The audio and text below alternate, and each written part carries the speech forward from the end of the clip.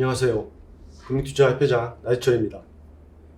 우리 자본시장 발전에 크게 공헌해온 종합경제미디어 뉴스핌에서 주관하는 제9회 중국포럼을 개최를 진심으로 축하드립니다.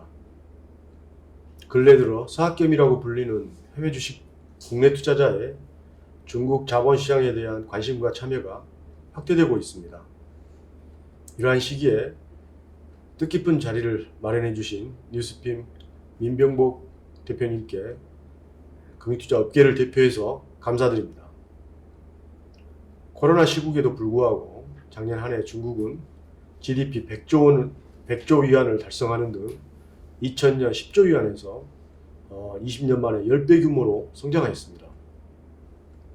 다만 올해 들어서는 중국 자본시장의 변동성이 크게 확대돼서 글로벌 투자자는 물론이고 국내 투자자의 투자 심리 역시 크게 출렁이고 있습니다. 미중 무역 분쟁이 점점 가속화하는 가운데 코로나 재확산과 중국 정부의 대기업 규제 강화에 따라서 중국 자본시장의 수익률이 주춤하고 있습니다. 그럼에도 불구하고 중국의 금융 시스템 자유화 기조는 꺾였다고 보기는 어렵습니다. 중국 내 규제가 지속되고는 있지만 과도한 수준이 아닌 만큼 오히려 지금이야말로 저평가된 중국 자본시장에 대한 투자 적기라는 그런 평가도 있습니다. 오늘 개최되는 중국 포럼 주제는 중국 주식 투자의 감을 찾아서입니다. 중국 주식 투자에 대한 투자자의 궁금증 해소와 또 투자 방향 수립을 위해 중국 주식 투자 전문가로 연사가 구성되었습니다. 투자자 여러분께서 중국 주식시장에 대한 궁금증도 해소하고 또 시장에 대한 이해의 폭을 넓힐 수 있을 것입니다.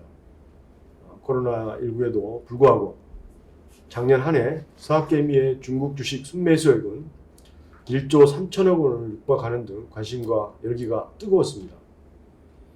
국내 투자자가 더 많이 중국 투자에 참여하려면 양국 간의 규제 차이로 인한 정보의 비대칭성 문제 등 투자자 보호 이슈가 해결되어야 할 것입니다.